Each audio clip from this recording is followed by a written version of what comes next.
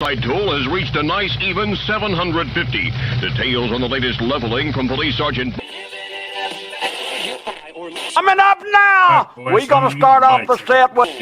in the morning. Have a little issue with the... Flightless Tigers could use this guy's talent.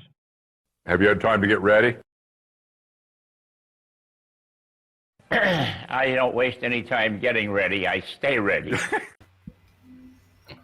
Good evening and welcome to another Sidetracked. We've got the Grandview Gangsters in the house and Andy Gerbaugh. This is like the world's. I'm surprised my internet isn't collapsing right now. Oh no! Well, we're working on that. We're working on it. How's everybody doing tonight? Good. We're good. We are on the precipice of Farm Show Week. It's going to be something special, and you guys have a history in that building, and we are so honored to have you be our guests tonight and talk about the history of what you've done and what you're going to do next week. Pointy toes. It's pointy toes. It's cowboy boots, pointy toes, and you're going to kick. We're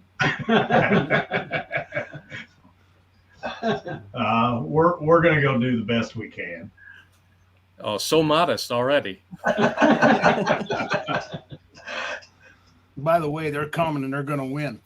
Just like that. There we go. Let the record show less than 2 minutes in. Less than 2 minutes in, and Andy's talking smack. Yep. I forgot to tell you guys before we actually went live with this, like because of what YouTube and Facebook and everybody does, no F-bombs for like another 90 seconds. Then after that, you can let it fly.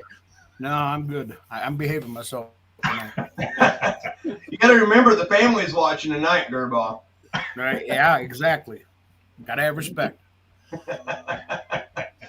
Kevin told us it's not a normal farm show if we don't come back with at least one tractor broke. So,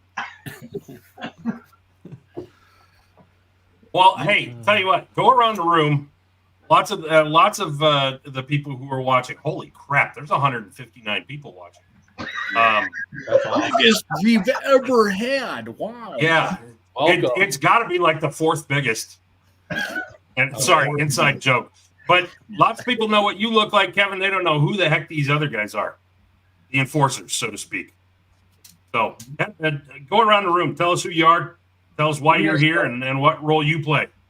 Hey, I'll start. I am a.k.a. Ralphie. Well, my real name's Rob Dimmitt, by the way. So Ralphie, Nanny Rob, other names that we can't say yet because we're not so many minutes into the podcast. We got 30 seconds, and then we can let that fly. So what I do is I'm the nanny. I take care of the kids. And one of my jobs that I came up with last year is starting to do like the PR stuff on all the website. Kevin don't like doing that. He's busy doing all the tractor stuff, Badger, Daryl, Patrick. So I'm the guy that takes a little bit of time, and I do, the Masterson Farms pulling team. If anybody's not been on there yet, make sure you like us and go there and share. And I'm going to be posting everything on there, so I'm not posting, filling everybody else's feeds up with tractor pull stuff. So that is me. I'm the PR guy, and that's what I do. So that's me. And I'm the fun one. I'm the entertainment. Personality. The Gerbaugh. The Gerbaugh. you're not that bullshit. Kevin, can we please put that on a hat for him? Just the Gerbaugh. No, don't do that. So then behind us, we got Patrick. See, and I got to keep leading. So next we have Patrick. Hey, mister, he's going to run for president one day. If you ever see him do any interviews, he's going to be the next guy to run for president. Well, guys, I'm Patrick Gentry. Grew up neighbor down the road here. Started hanging out with Kevin in 19, and as we all know, there at VG, I made my debut on the Rat, and as Kevin says, I became Cinderella. It's such an honor and a humbling experience to represent this family, this team. Now that we've got some new nicknames, we got a group going here. Just an honor to be with these guys. when I get done doing my own thing on my farm, I'm right here with Kevin in the shop, Daryl, Joe, Rob. Me and Rob go way back. There's stories that we can't talk about today. There's stories I got on Kevin I can't talk about. But boy, we have fun. And I've known Kevin since I was 4. I mean, 2 or 3 years old. So I've been around the family for forever and ever. And I've known Patrick since he was 15. Well, He's already nervous. He's making faces. So. Yeah, I mean, we started running when I was 16. And then Badger, aka Badger Joey, I've known him. His dad at the Warwick County Pool always ran the leveling track. You know, he was always on the grader. So, and his dad always thought it was amazing when I was a little kid because he only had one hand, kind of like what Patrick does, but a little bit different. I don't know if it was right or left. He could drive that tractor. So I've known Badger since he was pooping yellow too. So. Yeah.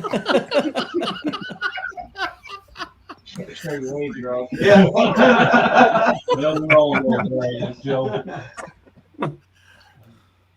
All right, Daryl. All right, I'm Daryl Foles. I guess my dad and Kevin's dad started pulling many years ago, and they pulled together a lot then.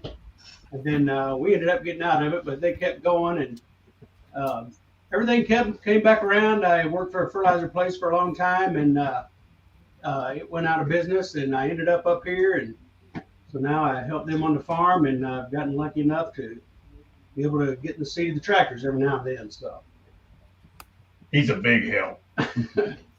And a little bit more information. Was it your dad or uncle was the very first pro stock winner at Louisville?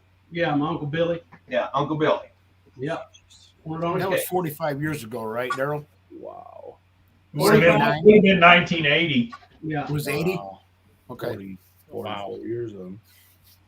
No. Yeah, that was one of my favorite pulls. That was a really exciting night. They, I don't know, 6 or 7 or 8 tractors pulled out, and then us and another guy pulled out again, and they had a second pull off. They had 3 pulls that night.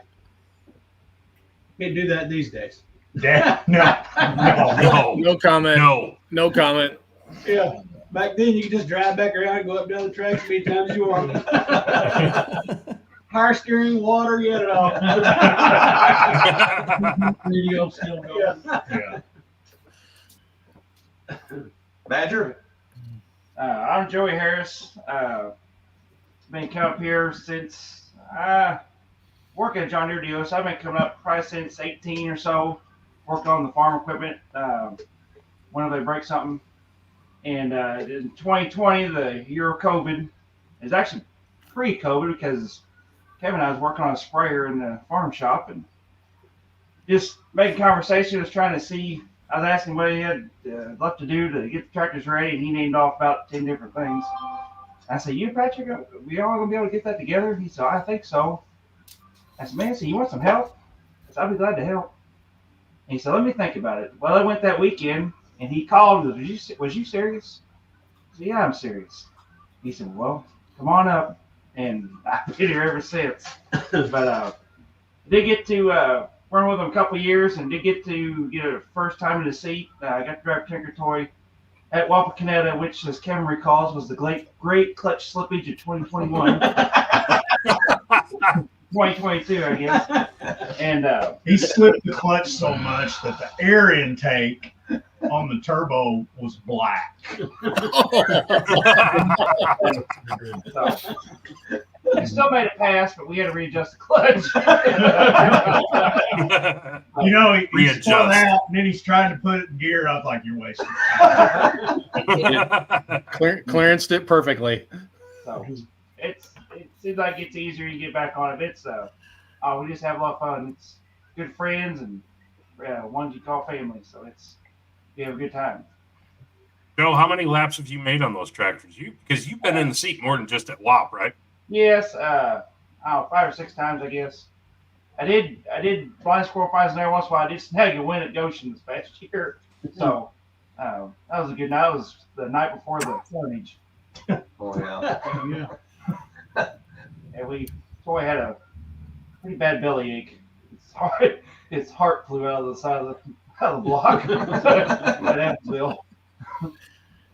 So Braden is right, and we can see this as well. You guys are definitely in the dyno room. Is there something to your right, Kevin, on the pump? Throttle. That's a tease right there. Yeah, there's something. I guarantee there's something over there, but you're not gonna let us see it. It's not Tuesday morning yet, so we still got a little time to play with a few things. Well, we've got 225 people here watching that'd be happy to lend their opinion if you wanted to make a hit on the dyno now. Right. I'm just throwing it out there. You don't have to. Taking now over unders, and Vegas is gonna set numbers right now. There you go. There you go. No. Yeah, we're pretty sure the camera will shake. I guarantee you take the over. Whatever it is, take the over. Yeah, take the over. So how are we feeling about things as we're, a week out? Oh, feeling good. We feeling confident, and things are ready. And I'm confident that Tinker Toy's ready. Yeah. As long as you don't want to switch at the last minute. You drive that well, that's happened once or twice, I think, hasn't it? Yeah. Last minute. Here, you drive that one. Get in the seat. That almost happened last year at the Mac trailer. Yeah, I almost didn't make it to the truck show last year. Why is that? What happened? I had to. My oldest son was in a hydraulics competition in West Lafayette at Purdue University, and we left West Lafayette at 2 and made it to the truck show at 5. And I didn't stop in between there to make it. How long should that trip take under normal circumstances and not driving like a hooligan? Well, I didn't get too carried away, but I probably 3.5. All right, so that's respectable. I mean, that's good qualifying. Yeah. Well, I had Rat warmed up ready for him while he was changing his suit. They were pulling us in the stage. And eating a banana. There's a photo circulating. Oh, for God, really? Really, people, did you do that? Hey, you ought to see the video that I got yesterday. This guy has a lot coming. And I get just a little bit ahead, and it's like 10 steps backwards every time. I know better, but I haven't. Here we go. Yeah, it's going to cost me. Yeah. How many times has it happened that you guys are like down the road and somebody's in the trailer actually wrenching on the tractors while you're going somewhere? Not no.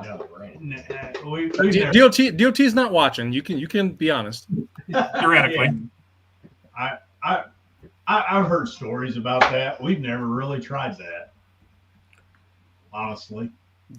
So there's where you guys are what you are. The preparation, you don't have to do that and never had to do that. That tells a story right there. I've heard some stories from some of those East Coast guys. I've heard a very specific story from a certain diesel super stock up here in New York that did it. They had to get the motor ripped out of the tractor before they got back to the shop, and they had guys in the trailer doing it. So all they had to do was pick it up by the crane when they got back to the shop. Well, I'm going to say if they took it out in the trailer, I know it wasn't a big block. No, it was an IH. I was just going to say, did they radio? Yeah. Hell, we use the forklift to handle our turbos nowadays. Well, that's what it takes sometimes. You'll have that on those tough jobs. Yeah. How did the knowledge come down? It's a tribal thing, right? Like it's handed down to you, but even with your dad, where did the real knowledge to come from to be where you guys are at, where you're sitting in a dyno room and you guys command the power that you do? Like that had to come from somewhere. Trial and error. Well, and that's fair. That's fair. But you can only blow up so much shit and spin so many wrenches. Yeah, it's. I mean, I just don't know any different. I grew up around this, and I mean, we were just. My dad started pulling pro stock in 1980, and I just. We just never gave up. That's a remarkable amount of relentlessness, and you guys have certainly shown that, and it's led to what you are now, and sitting in the room that you are. Gosh, I can't believe how many things that you have screwed up and learned along the way, because you had to have. Oh yeah. It's a lot easier to learn on a dyno. I know that. When you can actually see what's going on, because you always hit that track that you say, man, that was the best that thing's ever ran. You go to the next pull, what happened? And at least you got numbers here you can see. My thing for the last couple of years, though, is that that we go into these big events like Shipshewana or Murfreesboro or Farm Machinery Show, and everybody, I'm going to the dyno. I'm going to show them what's up, and they blow it up on the dyno, and I wind up coming back and saying, well, the last two letters of dyno are no, meaning do it because you'd better be out on the track instead. Yeah, you are correct. No, it's a good tool. It definitely teaches you. When did you guys get your dyno? 2014. And that year, how much difference did it make when you guys could sit there and tinker and tweak on it on your own? Well, honestly, we didn't really. We used it some there in the beginning, but we were slow to adopt intercoolers. And I did about everything I could to try to not run an intercooler, but it finally just got to the point you just had to have it. And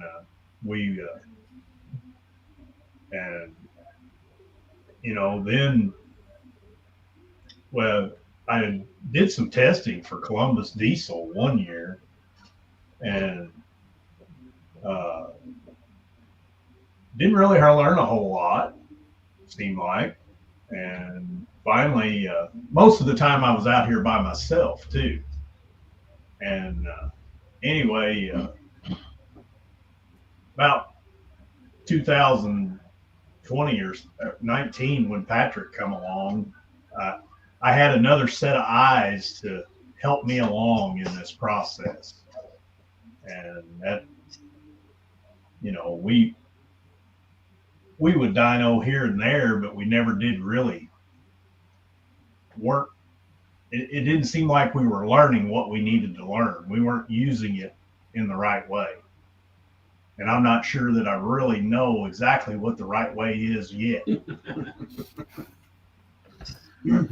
But I'd say me coming in here and having the flexibility of being my own boss, to be here with him, I've learned so much. I mean, mechanically on a different level, and what I've seen change from when I first walked in here in 19.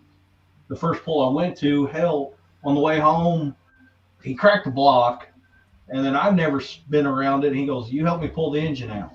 Well, then we blew out a steer tire on the way home. Poor Daryl on steer tire on the toter. Poor Daryl was supposed to be out on the river enjoying himself. He brought us a spare. Me and Kevin came in, stripped her down, no rat. Don ran the motor up, brought it back. the next week we put her back together, and I just kept coming back. But as we've had time, the little things, and what's neat about the dynos, the little things you don't get to see because it's in the tractor. You may forget a line. You may have a leak show up. Well, you can see it here through this window, and we take a lot of video and we watch a lot of videos. I set my phone up on the outside. If Joe's here, he sets a phone up. Kevin sets a phone up. And I think it's the little things that we've learned, but there's still a lot more to learn. That's the time has been, I got done harvesting November for myself, and we've been here pretty much every day doing something for somebody else or doing our own thing. Just a lot of time. Have you guys had to take a chainsaw to the mailbox so that you don't get hate mail for all the dyno noise? They actually laugh about it, as far as I know. You're watching. Yeah, maybe. We try not to be too late at night. Yeah, we try to limit. I was gonna, if not, I was gonna say I've got some McCulloughs that are pretty aggressive. I'll come cut that mailbox down. I'll take care of it. You say you don't run late at night, but 6:30 in the morning, boy. Let's go. We're gonna wake them up. If you were planning on sleeping late on a Saturday morning, First of all, you're going to get him up at 6:30 in the morning, unless he has to. By the way. Oh, he's getting. Are you a late sleeper, Kev? I can be, but not anymore. All right, you started to say something about doing something for somebody, and that brings up a question that Josh Bauman asked. How many motors do you guys dyno every winter? Is it just yours or other competitors? And I know part of the answer to this. Well, I've had quite a few in here. I've dynoed one red motor, Charles. Oh my! Wow. Only one. That's spoiler alert, Charles. It was a green motor that had been painted red. It was no, he no, it wasn't. No, it wasn't. He found out that it wasn't going to keep up. Was on the wrong side of the engine. We're still tripping over long hoses. Yeah. It only made 3,000, so you pushed it into the dumpster, did you? Actually, it took me a long time to beat it. Wow. We'll keep that. We'll keep that one off of the show. I'm curious just to hear whose it was. Yeah, same here. I think I have a suspicion, but suffice it to say, you guys do work for other. You guys do dyno for other customers. It's not just. I mean, we know Clint. We know Clint brings his tractors to you, so. Clint and Conley are both. We can go get Clint right now. He's up at the other shop working on his tractor. Go get him. Go get him. Send somebody. Seriously, we haven't seen Clint in ages. Yeah. He's a hoot. Send somebody to go get him. He's fun. I'll send him a text. There you go. That would be awesome. Clint Madding coming in. That'd be so sweet. Come on, Clint. I know he's probably watching. He's probably he knows what's there going on. watching us. Yeah, get in the car, whatever rental camera you've got. Just drive down there. Come on. Hey, he was the one that brought us Lone Star beer. I thought I saw Lone Star beer. Thought I saw that. Cheers. Cheers. Weller in the cup tonight for you. Texas and South Indiana. Come on, let's do it. Hey, I got the cow beer, the Wisconsin beer, home in the cooler there too. So, Spotted Cow. Spotted Cow. Yeah, Spotted Cow. Woo! Well, I tell you what. Well, while Kevin texts, I'm going to redirect this question to either Daryl or Patrick or Joe. What's it like building boost to make a pass in one of the monsters? It's pretty exciting. I remember the first couple times I ever drove, I get off and just shake it. And, the other thing about it is you work on them and you work on them and you work on them. You'll get out and start it up, and you can just push the throttle a little bit to finally get to shove that thing all the way over. Awesome. It pushes back against you. The clutch pushing against you. It is awesome. Because I imagine that under any other circumstances, you're moving that throttle fractions of an inch. You never really get to whack it hard, and not until you've got 60,000 pounds behind you, I suppose. Mm-hmm. What are you looking for on the line? Everybody studies gauges or whatever. Is it just natural feel, or are you looking for something on the dashboard to tell you, all right, it's time to go? We watch the RPMs as it comes up, and when you hear the tractor's loping and ready to take off, when it planes out, you don't move the throttle very far, and it's fixing to happen. That's when that lope stops and it clears off. Get ready, it's fixing to go. That's it's an RPM. We go to a certain RPM, then start bringing it out, and just kind of start the transition. How's that? How different is it from outdoor where you can see the smoke and it's a different sound versus being indoor and going to like farm show and you got the pipe over your head and it's a different deal. How much do you have to adjust to that, or is it still just tunnel vision, looking for the number and you go? Come on, Clint. Get on back here. There he is. Mr. Manning. That didn't take long. Clint, how are you? Thanks for joining us tonight. Let's see. You're right. Indoor versus outdoor. Yeah. Well, indoors, you're going to hear things that you've never heard in your life, and they're going to scare the crap out of you. It's a lot louder with that pipe coming over. Yeah. That was one of the things that I took off the first time on Tinker Toy. It was like, oh my God, that's loud. It was hurting my ear to have a helmet on a diesel tractor. Yeah. The sounds indoors will get you worse than anything. And you just have to drive right through it. Don't you say get you? What is it, like confuse you or throw you off, scare you, whatever, okay. However you okay. do it. Well, I can imagine with some of the ways. I mean, when some of those things are cranky and they start banging and popping, and yeah, I can imagine. Yeah. I mean, I imagine there were years where Denny was fearful for his life when he was having issues with that banging and popping, like, I don't know, 2020, 2021. Yeah. That thing sounded like it was about to destruct, and then it took off. Yeah. I have an interesting Denny Brown story. Let's hear it. Bring it. Let's go. I think it was possibly 2018 or 17. I'm not sure. He came to Dyno, and anyway, first time he'd ever been here, and anyway, we were running a break-in pass on his engine, and while I was sitting here revving it up, and I didn't take it up about 3,500 RPM or so, he hid in the bathroom.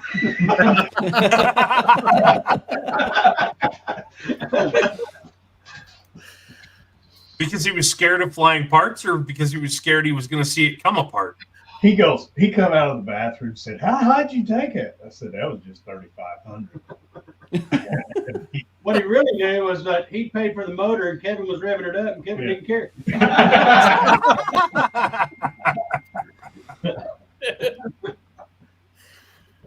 I love it. Well, Clint, since you stopped working on your tractor for this, let's get you involved as one of their customers. What's it like watching the guy try and break one of your motors? It's exhilarating.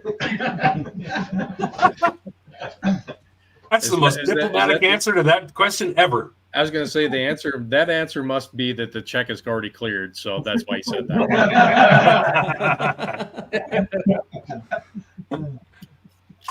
Now you've had a good experience with him, Clint. I've talked to you about it a little bit.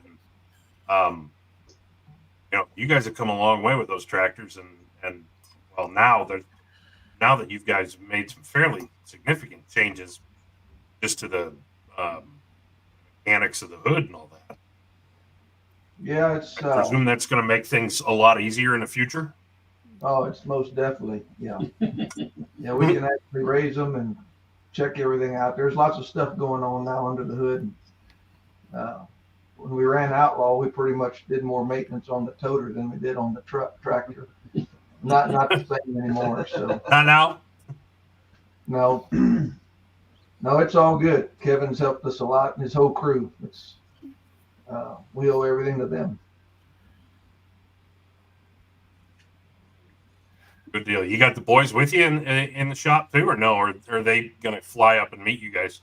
No, my brother-in-law's here. He comes and helps wrench, and I'll fly him home Monday morning early, and then Lynette and the boys are coming in Wednesday about lunch.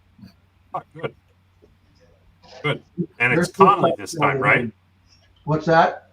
And it's Conley driving this year, right? Conley's driving, yes. How's his mental right now? Is he freaking out, or is he cool as a cucumber? No, he's cool as a cucumber. I want him to make a test pass, and I don't guess we'll make it happen because they're not going to get here till like 1:30. Mike had me down for one. I don't know if we're going to get to pull that off, but we've got it set up to make a test pass. I'd like him to, and he says he doesn't need one. So, well, if you need somebody, I'm sure we can find a driver. That's not going to be a problem. I would assume. It's going to kind of be weird. Every year that I've been up there since 18, I've made one. So I'm not going to know what to do with myself during test pass time. Yeah, I remember I was there for your test pass last year. Yeah. They were all right. We made some adjustments. It helped us a lot for the pull. We had to adjust some air pressure, but they usually always have helped us, except for 18. We learned the hard way what not to do. So that was. Well, that's right. I remember that too. Yeah, that was the toughest moment of my life. Kevin was the first one to come out to the trailer and see me, though. What do you guys have to do different for an event like this, in the sense that you're looking at, if you're lucky, 245 versus going 330? What's the difference in is there a different gear ratio? What are you doing different? Cross your fingers. Just stomp on it and hope it holds. I mean, it's a shorter track, but you just, to me, it's really not that much different whether you're going 240 feet versus 310, 320.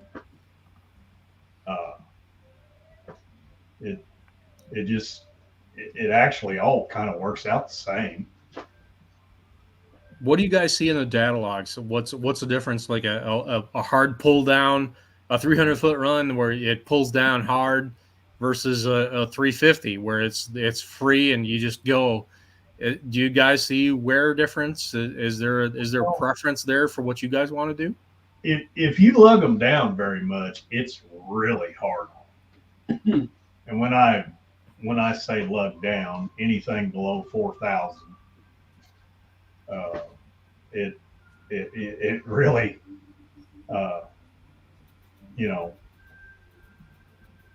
they make so much torque, they just tear stuff up when you go that low.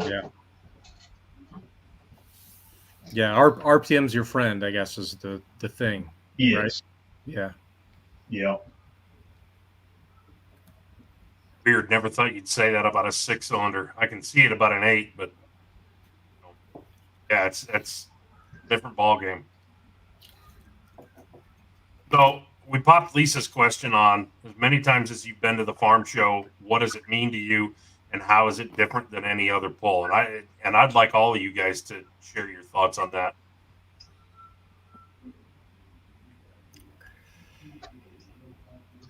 I see you've rendered them speechless. Nicely done. Kevin abdicates right off the bat. All right, I'll just start for us. I was born in 81, September of 81. My grandpa, Ralph Partridge, that's passed away back in 95, he was there when Billy Joe and the gang started. He was there at the farm show. He was there at the tractor pulls, and our family has had the same seats virtually all. So I've been a fan going to the farm show my whole life.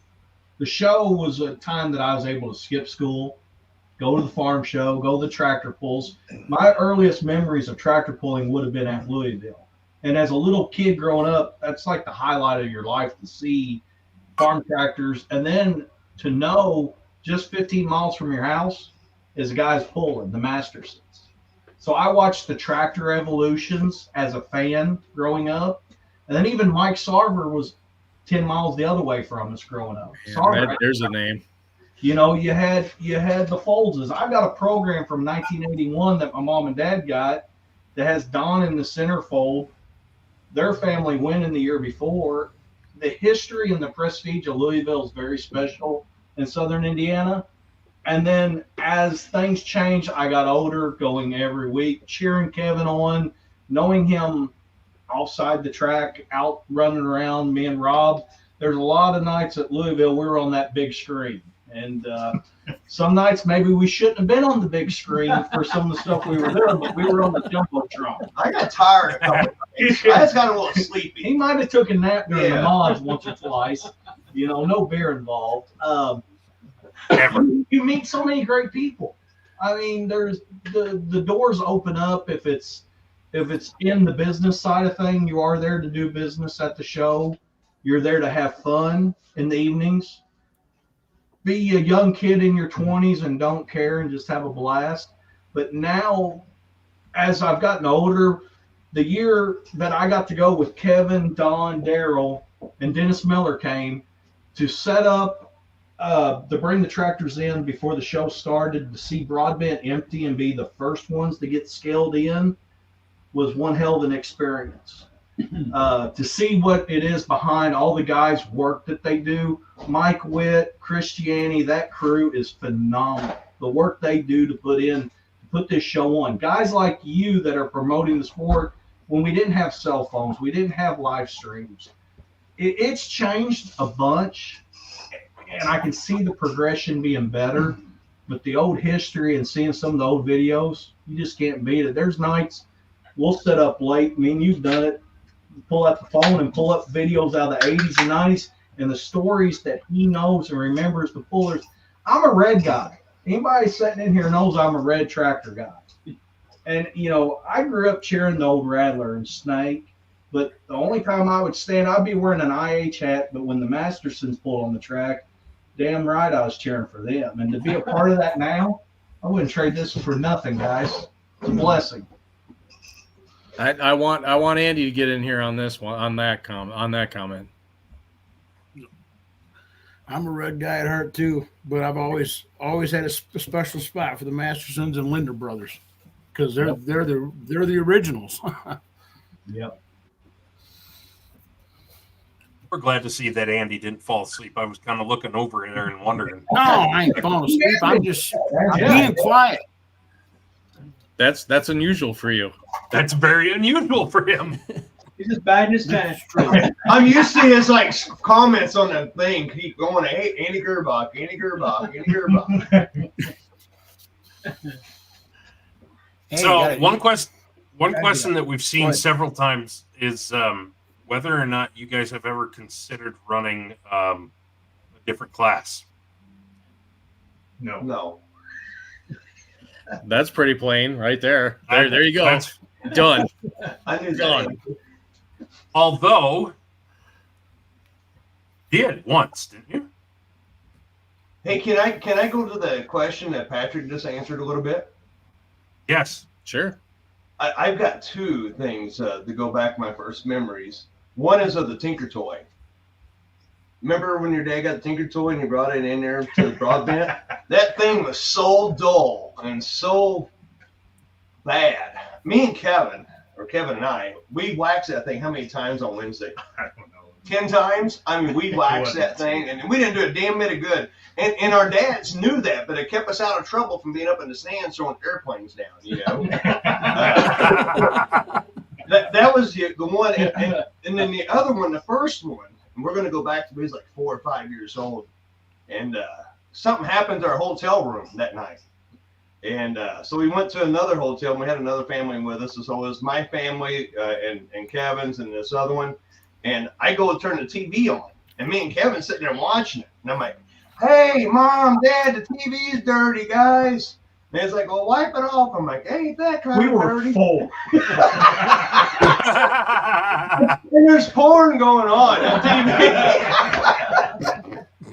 So that's one of my earliest. I mean, you can't forget anything about that when you're 4 years old. So, hell, a tractor pulling. No, and I will say, Mike Witt did ask me to remind you, no throwing airplanes again this year, Rob. Oh, okay, thank you. None of that from the third deck. Well, I'm Won't take kindly. So I can actually reach it. Yeah, I got good seats. How did the Dixie Deer get to you guys, and then what was the story arc for that tractor? It was Tinker Toy for a while. It's now known that is the most run tractor across Freedom Hall. What's the Masterson story for that machine? Well, that tractor was bought from John Deere, stripped down for pulling by a gentleman in Illinois by the name of Don Eldert. It was called the Gypsy. And it pulled many times, I think, in the 14,000 super stock at the National Farm Machinery Show. We're going back to the days of Ed Carmichael and Don Eldert. Which, you know, I'm not sure what year. My first year at the farm show was 78.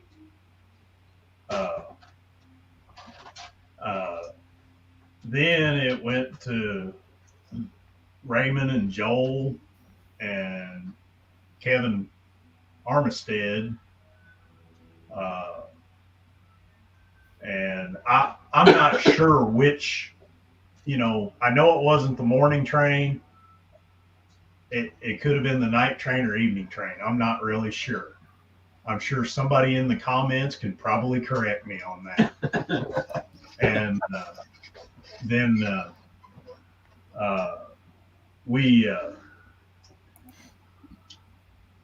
a friend of ours, Steve Hoppy, was interested in their morning train and wanted Dad to go with him to look at it.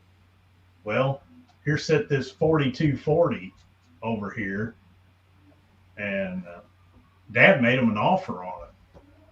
And well, it wasn't too long. They called and said, come get it. And so that's kind of how the start of Tinker Toy was. And then we ran that from 1984 to through 2004 is how long we had that tractor. And that's when the components came in and the change. Yes. You know, the rear ends weren't very strong. At least, you know, which there's better things out there for the 4.1s and Light Pros now, which they're having trouble. I see that, but we were just running old Perry 3-speeds. Oh, there's a name, Ron Perry. Met the man. What a name. Been to his shop. Floral, Indiana. What's the history then for the Rat then? That's actually the older one for you guys, right? Yes. My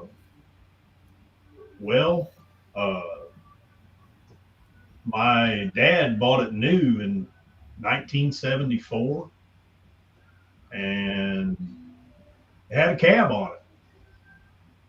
And anyway, he started taking the cab off and taking it pulling, but he found out how heavy it was. And then we just kind of kept cutting and hacking. And in 1980, we ended up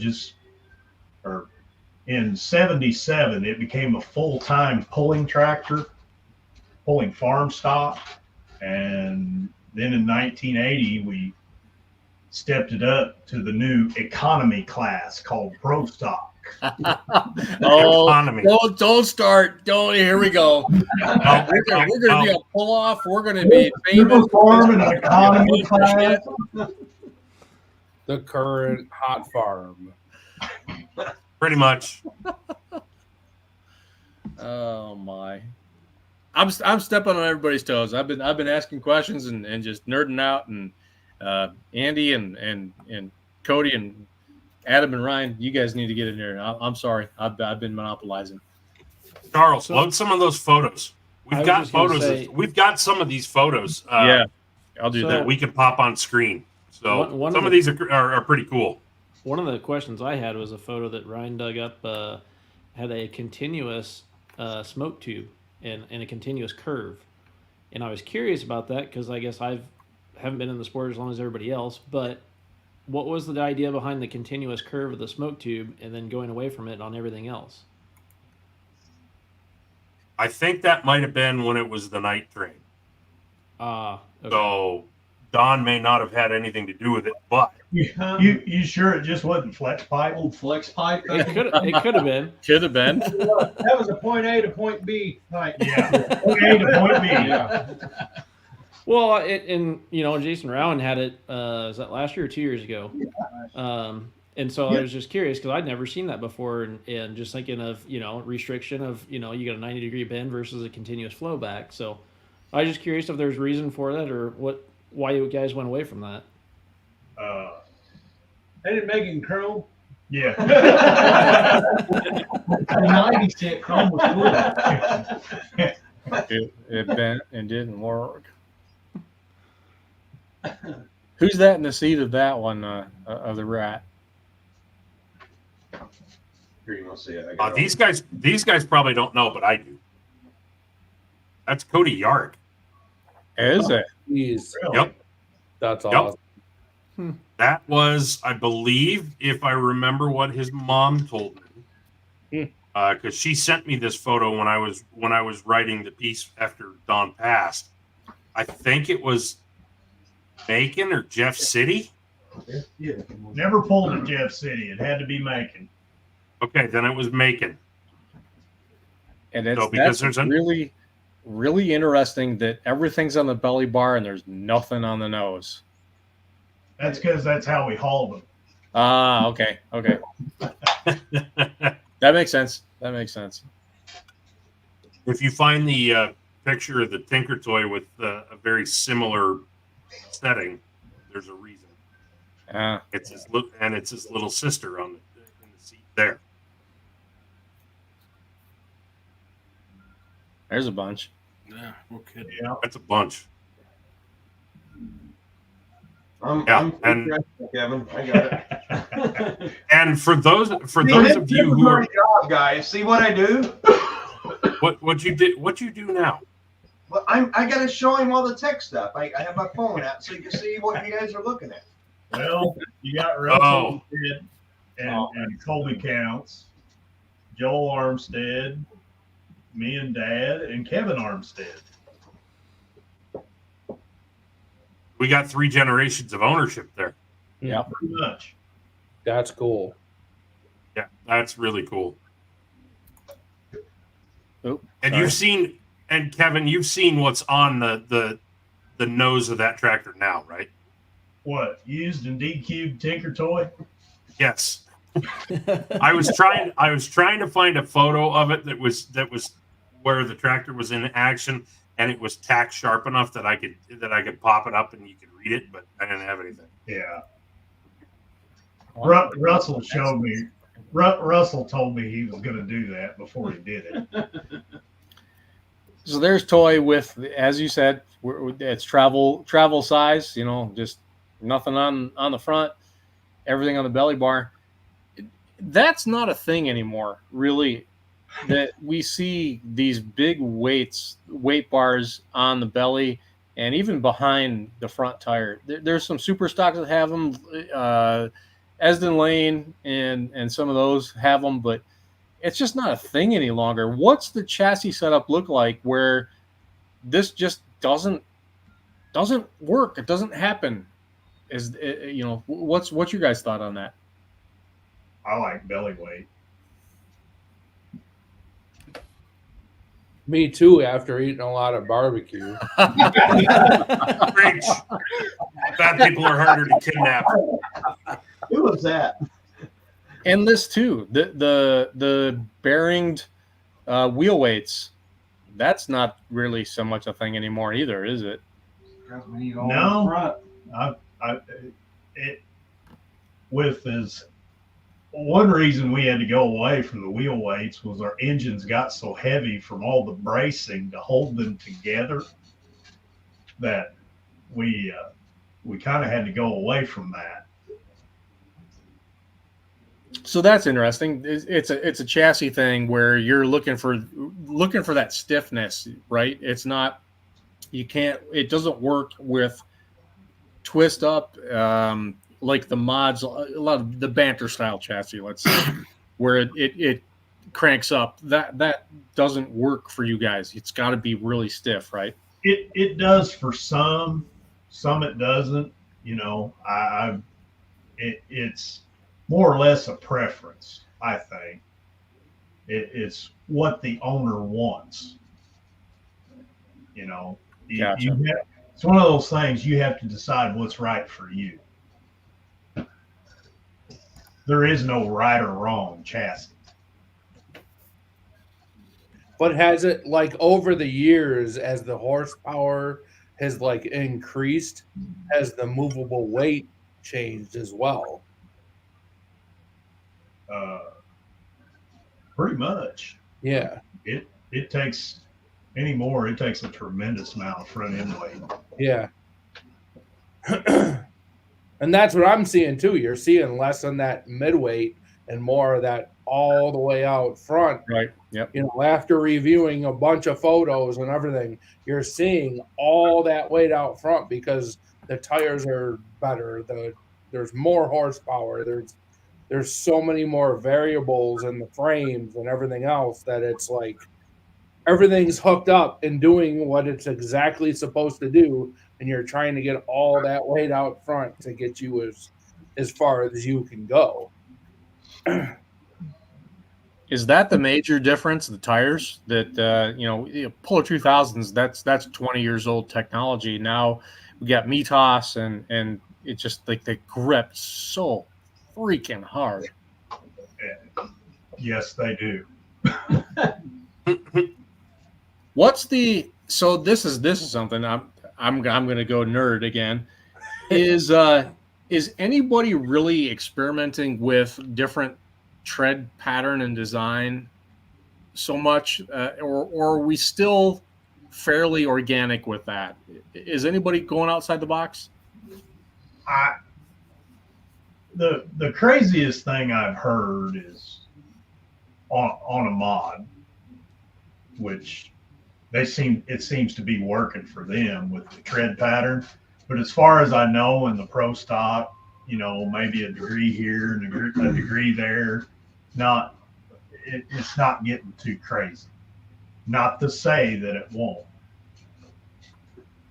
How long before we get? Do you see a day where we've got guys with multiple sets? We've got the sand track tires, we've got the clay track tires. Is that a thing, or is that just like pull off panic? Man, you're just taking the fun out of it doing that. So pull off panic. Good, gotcha. Oh, who's near a train? Is that Cody? Is that you? That's always me. But you could put your watch set to that. Almost 9:30. Yeah. I was gonna say it's about 4 minutes early then. There's like 900 a day. There you go. There we go. There Now you go. we're into something. We can tell stories about this one. Which one's that? That was Gypsy. The Gypsy. Tricycle. Yep. Is that 30 and a halves? Yep. Man, that thing is chained down tight. It's ready to go through the snow. Right. It had the cleats to do it. Clearly. You know what class was that, Kevin? What's that? Funny and not know. What class was that? Super stock. See the bubble Okay. in the hood? Well, yeah, I see that, but I wasn't sure. I don't know what year this was. So that's a Don Elder won it in 70. Didn't Elder win it in 75 and 76 2 years in a row? The big class. I remember hearing stories, but I don't know for sure. This would be a Dan Mayer question. Yeah, I should have invited him on just to be our fact checker and historian. Dan, if you're watching, you've got my number. Send me a text. I'll send you the link. Yeah, we'll get you in here. I think just add him in. Hey Ryan, are you going to throw a trivia question out there in a little bit? We've been an hour in. Well, For a prize. sure. What you gonna make it worth their while to guess? Well, yeah. I mean, I've got 2 prizes. This is me setting you up to go get those prizes, buddy. Well, no, they're actually. I brought them in here. Oh, yeah, they're already in here. All right. Yeah, I All already right. got them. Beer. Yeah, not the beer. By the way. So Yeah, I don't think we can do that. I don't think we can give away beer. do you want me to hold back? I mean, you do the trivia question, and I can pull the 2s. I want to give them a choice of 1 or 2 things. Well, crap. That means that I have to think of a trivia question. Those of you who are Or I can just punt to Kevin and say, Kevin, come up with some. Think about something and you can do help me whatever out trivia here. you want to, but guests and hosts are not subject to this. They're exempt for this. So, Andy, sorry, you are super genius of history, but you are not eligible for winning this prize, even though you probably know whatever the hell they're going to ask you. Right, exactly. I So don't if you're know, going to do they it, have- you better text somebody the answer so that they can answer it.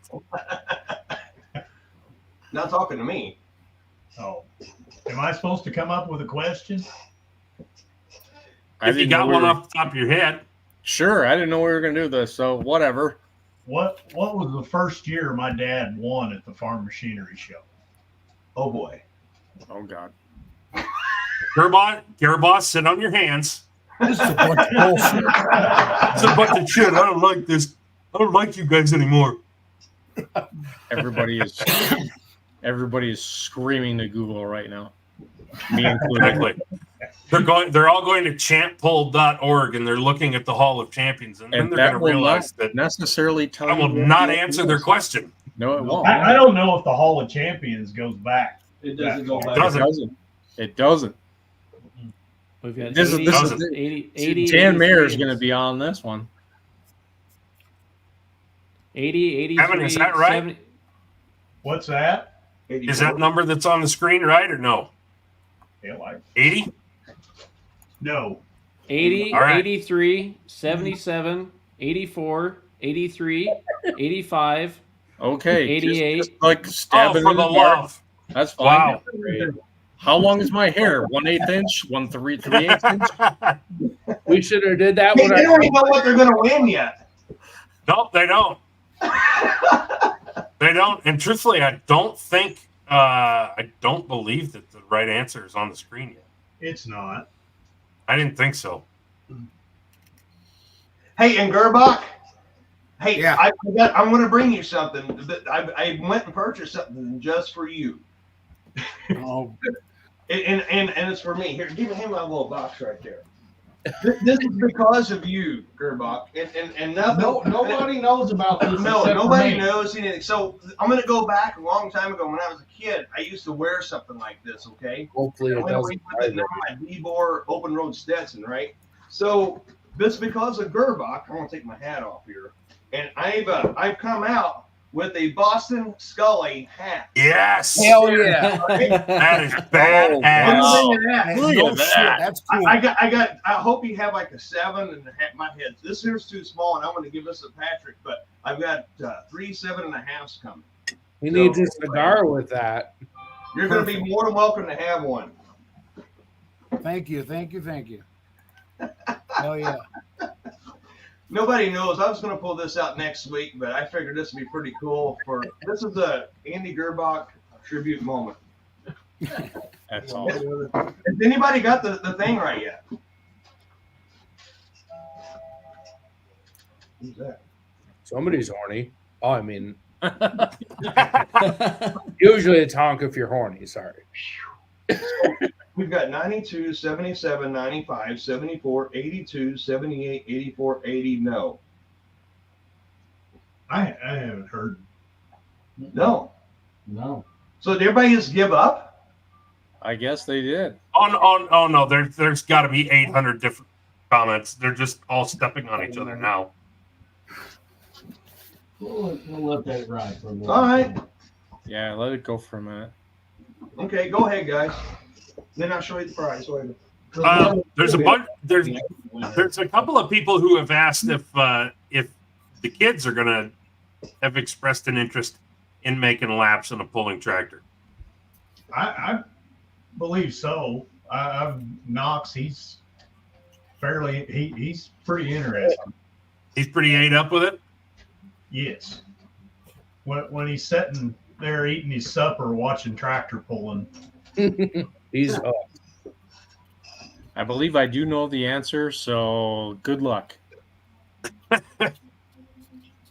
My Google foo has figured it out. And Clint, your boys have already taken over, sort of. They haven't kicked you out all the way out. They ain't paying the bills yet, so They can't. Right. You still got all 3 tractors, Clint? yes, I've got the third one, Bullfrog. Yeah. Yep. Actually, you got more than that. You still got an antique, don't you? No, yeah, we've got a John Deere G2. We got several. Some stupid huge cube G that shakes the ground. Yeah. Is Full Strut? Is that you? No. Oh, okay. No, that's the guy from San Antonio. Gotcha. Yeah, Kevin, let us know. Let us know if we just kind of keep an eye on the screen and let us know if the right number pops up.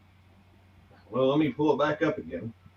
I thought it had, but So far, scrolling back through, no, I'm not seeing it. I'm not seeing the right number. Your Bullfrog tractor, that was an old Texas tractor, wasn't it, Clint? It actually came from up in this, well, the first original one that I bought that I learned what I shouldn't have bought came from down there. Yeah, it was a 4230 quad range, kind of crude. They ran it back in the Lone Star days. Right. Back when like Dietz was pulling that Massey and all that. Yes. Yep. Okay. Yep. What's the guy? There was a handful of them down there. We had a Ford, the Ram, the Massey. There was a D21. And then TV's trying to guess. Brant had one too, didn't he? Brant, yes, he was Yeah. tough. Yeah, he had a 1066 maybe. Yep. Then had that guy Cortez tractor. He was out Yeah. of Louisiana or something. That was a 1066 or 966. Yeah. There was quite a few heavy hitters from that. The Yellow Rose, the 4-wheel drive pickup. Oh yeah. Again, they say he's still got the truck. Manuel Marino. Manuel Marino. Boy, that's a name. Holy smokes. Unbelievable. That's cool. Then Kenneth Popham was the dairy guy down in Floresville. He had the mod 4-wheel drive Milky Way and single engine Meccano called Muju's. And then he had the 2-wheel drive called Fast Forward. I think at one time they had a 2 or 3 engine mod. They were running 4 tractors at one time, 4 machines. Clint, they want to know how many cubes in the G. It's like 800, isn't it, or something? It's right around 800, yeah.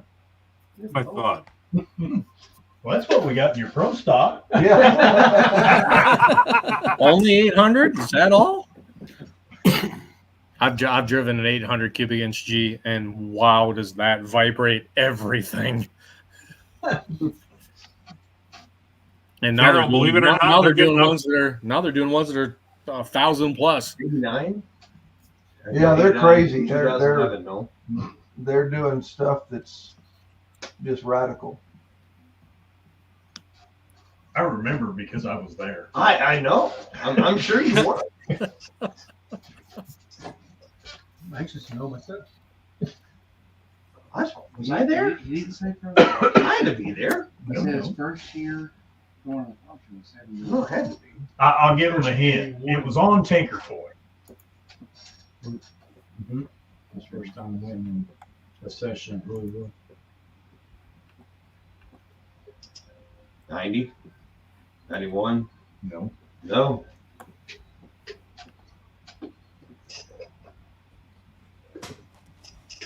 Portia, what are you doing? Kevin, give him Kevin, you know what? Hey, how guys. old were you? I would love for everybody to give Kevin a round of applause for doing such a great job on a trivia question. Seriously. I mean, Yeah, that was a pretty good one. Yeah. I didn't hear none of you clapping. I have my hands full. God, I mean, man, wow. Woo. Golf clap. Yes. Golf clap. That does better. Yeah. How old were you at that show? I'll give him a hint. Oh, no. Still in high school. Back in the I graduated in 91, by the way.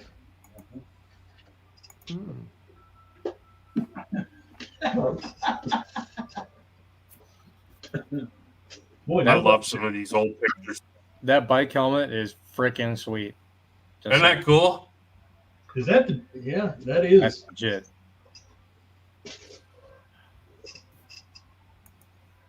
Yeah. Oh, there we go. There's the continuous That's pipe. the pipe Cody was talking about. There's the pipe. Is it flex pipe? No, that actually. It don't look like flex pipe to me. No, it doesn't. That looks like continuous pipe, and man, those things flex. Well, hell, we got some of those out here in the Grandview. Yeah. Downspouts. You wouldn't want to take that away from the grain vac. I mean, that's extra hose is a big important deal for that. Well, somebody finally got it right. What was it? 1987. We'll give it to Eric Pruitt. Eric. Where's Eric from? Shelbyville, Kentucky. Yep. Right. If you would find out where he's going to be, I guess I can, there's 2 things I was going to give away, or 1 of 2 things. We're going to have a choice. So 1 is a Kevin Masterson invention. It's called Ralphie Sauce. Okay. Dear God. This, okay, it's a cologne. We got Ralphie Sauce or a Masterson Farms Florentine sweatshirt. I think I know what Eric's going to pick. What's it say on the Ralphie Sauce? Yeah, Ralphie sauce. It's going to be Ralphie sauce. You notice I'm covering something up with my finger, right? Yeah. Anything like Elmer T. Lee, it's Ralphie. And it'll be signed by Kevin with WN. Eric will be there. Eric will be there. You can hand deliver it. You won't even have to put your finger in the way. I'm gonna have to go buy some of that more. I mean, I need to know tonight if he wants the sauce or. Oh, he wants a sauce, and you're gonna have to load it. I promise. Yeah. Oh. That's gonna cost me a lot more money. He just said he wants the hoodie. Oh, what? Wow. He just said he wants the Eric. hoodie. Have Man. you with me at the That farm could be show? Pappy 15. You don't know. I thought I knew you, Eric. Jesus. Coming from a non-drinker, I'm pretty damn proud of Pruitt. He's a good man. Hey, just have him send Ryan you the information, or me, or send it on the Masterson Farms forum page. You know, send me a message and tell me what day he's coming and what size shirt he wants, and I'll meet him. Okay. That works. We'll make sure you get in contact with him. However, I also want to point out, I went back through. Kevin Fleck actually got this one before Eric. Fleck. Oh. Which Fleck? I guess we're gonna have two winners. Yeah. There you go. Ohio Fleck? Kevin. Yeah.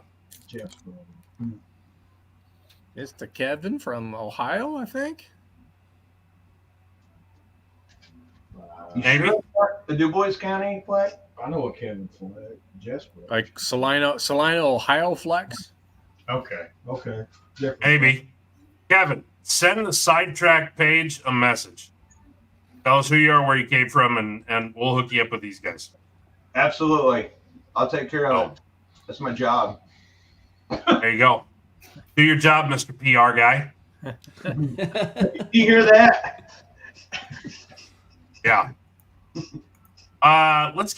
Maybe we should get back to some questions This here photo while is this happens. so freaking badass. Like the face, the intent here. This is just epic. That's what that first tractor I bought looked like. 30 and a halves on it. That is I will destroy you face right there. Yes. Oh, hey, we can do one better than that because I don't know if that's Don or not. I don't think it is. But Pull it up on your phone. Kevin's got an "I will destroy you" face too. Go and find the photo that from his buckle winning pass last year. Okay. Yep. It will do it. So, for those of you who don't take photos of pulling tractors and tractor pulling on a trackside kind of level, Kevin doesn't blink once he lets go of the clutch. Once the clutch is out, his eyeballs are pretty much glued open, just like I'm looking at you now, until the tractor stops. Except that he looks like he's going to kill you. Oh shoot! And I think I have a photo that kind of captures that. I don't know that I get that one. You're gonna have to send that to me. We'll throw it in there or somewhere. I know it. But Kevin gets pretty intense behind the wheel, and I've picked on him about that on a number of occasions, and he is caught to it fully. He says, "Yes, I know. My eyeballs basically have toothpicks in them as soon as I let the clutch out until the time the tractor stops." Because oftentimes, like Cody and Adam and Charles can all vouch for this. If we go and review photos, about half the time, you guys are all coming down the track in whatever pulling vehicle it is. Your damn eyeballs are closed. Yep. And most of the time, they have no idea. Nope, they don't. They are closed, and they're like, "Mom, see, they're closed. They have no idea." I was like, "Look, Mom, no eyes." Yep, exactly. And I put it even on rapid fire because you're like, there's no way I close my eyes. But I'm like, I put it on rapid fire where it takes 24 frames a second, and they're closed for like 300 photos. This is true. Yep. So somebody needs to get Joey a chair because man, he's making me tired. Guy's standing up. I'm the youngest. He's telling the truth.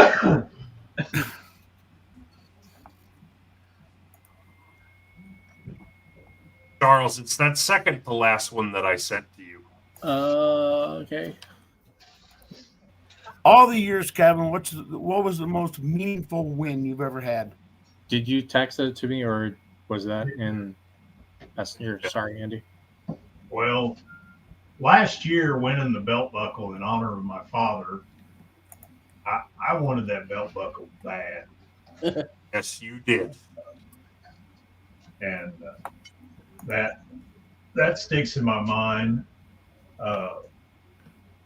Watching my dad win the farm show at 19. Yeah. Probably the best of them all. You know, that meant more than any win I'd ever had. So, oh man, I think Cody wasn't there. I think Charles was. Adam, were you there? I was. The last, that was just before you had the cancer diagnosis. It was, and those are the photos I posted in our group chat today, where where Kevin was going up and congratulating Don in the stand pile, the very last hook of the year, and you can see everybody in the crowd like on their feet. Unbelievable. Yeah. I was there for the prelim. I was not there for the final. I had to go back home, so I saw the prelim part. Yeah, and I mean, and I don't want to be the negative. I believe that was the year we lost John Mumaw. It was, yeah. And while we all had fun at that show, there was still kind of that overarching. There was a little fog in the air. Yeah. And hearts were very heavy. And I'll tell you what, we needed that. We needed Dad to come and as Jack put it so eloquently, whoop all our asses by an 80-year-old man or something like that. I can't remember exactly how he said it, but yeah, it was. We needed that, and that crowd needed that. And if I remember right, it was the last pass, wasn't it? It was the last pass, and it was in a pull-off. So, yeah, I mean, that was the very last hook of 2019 farm show. I was breathing very hard in that picture. I'll bet you were. I believe it. See, I pulled right before he pulled. We were back to back. Yep. I screwed up. And you know, I decided to get out of the groove with the sled, and boy, was that the wrong thing to do. Did you move more to the center of the track? I guess more to I the right. Right, to get out of the holes. And anyway, after I pulled and I had to stand on the brakes so hard, and it just killed everything. I got off. I shut my tractor off. I just left my tractor on the track and ran back to beat the sled back. Yeah. Yep. That was the loudest I've ever heard Freedom All. Yeah, I've never heard it louder than that night. And 15 years that I've been there, that was the loudest I've ever heard it. Amazing. I remember Eric Pruitt was actually down in that media pit with us. And, yes, he was. Yeah. And I remember still this day. It's something I'll never forget it. Nope. Absolutely amazing. I mean, yeah. Butch being there to announce it made that happen. Yeah. Yes. Right? Yes. You know, if it wasn't for Butch and that mic, that made that memory. It makes them little hairs stand up on the back of your head thinking about that night with Butch and Pond. Yep. And the interview and Kevin, Gina sent that to me and I got it a couple of days ago and I posted it this morning, but dear God, that really did my heart good to hear that. Yeah, Butch was the right guy in the right place at the right time to do that.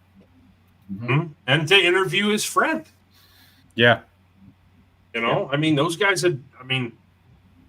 I guess Dad had probably been pulling in Louisville, I don't know, 5-10 years before Butch picked up the mic there, maybe longer even. But I mean, Butch had the mic for like 40 years, hadn't he? Yeah. Pretty close too. Yeah. Yeah, he did. And Don had pulled there for about that long, if not longer. So they'd kind of come up together. And I mean, literally two legends standing there and being like, we did it. You know, there's like, what else do we have? Just amazing. But if you ask them, I guarantee you those guys that say, we're just two old guys who do what we love. Yeah, we're just doing what we love. They would. And that's how it is. That's exactly how it is. That's how we do.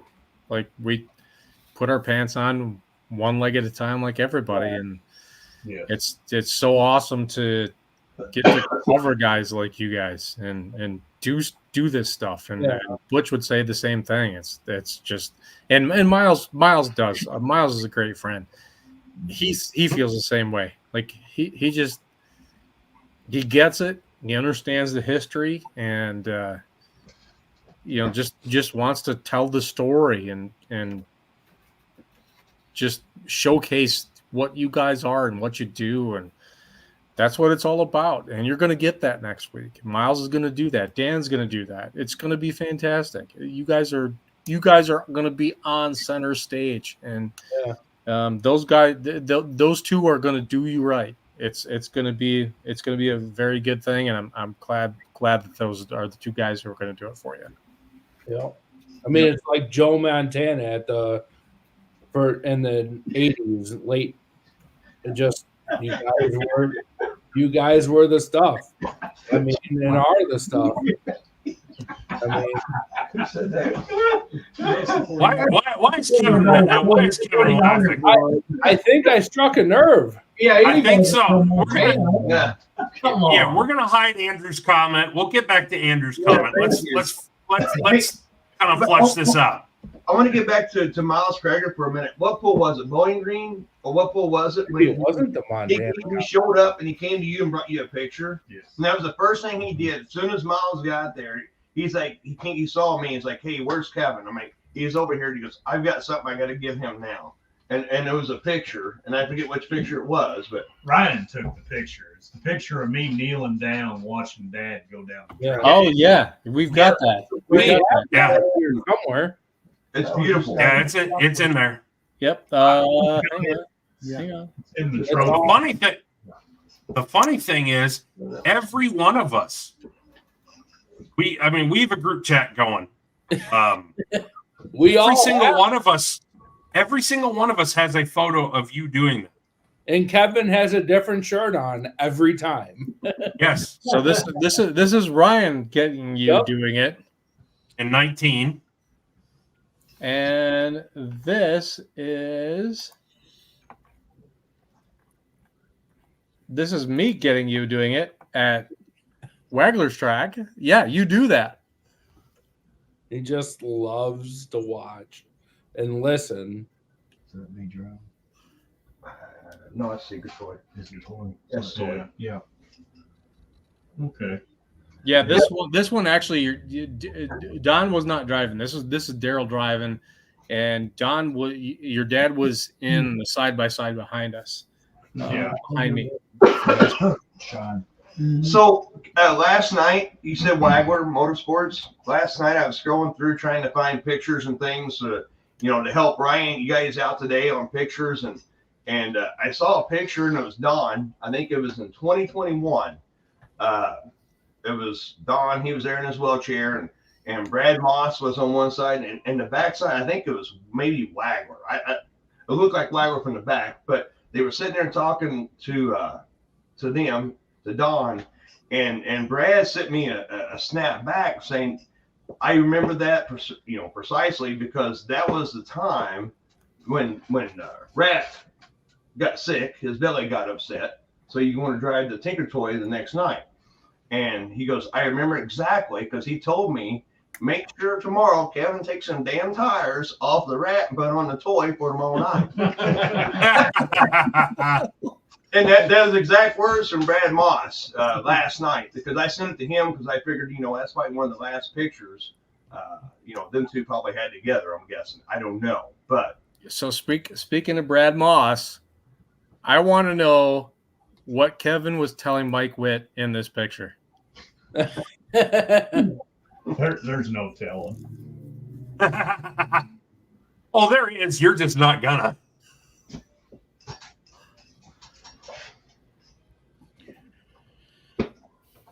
I have no idea. That was 19, wasn't it? Yeah. Yeah. That's Kevin just pointing out. So this is where the old man's going to park the tractor and kick our. 100%. Hey, Brad Moss, you're going to drive Rob Russell's tractor this year? I'm going to park mine right there. You freaking figure out where you're going to put yours.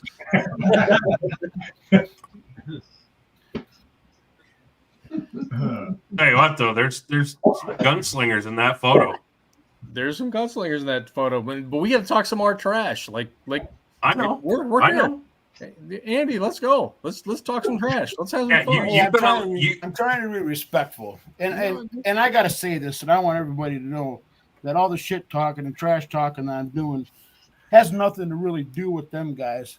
It's all on me. So if anybody's feelings get hurt, you come to me. It's nothing to do with them.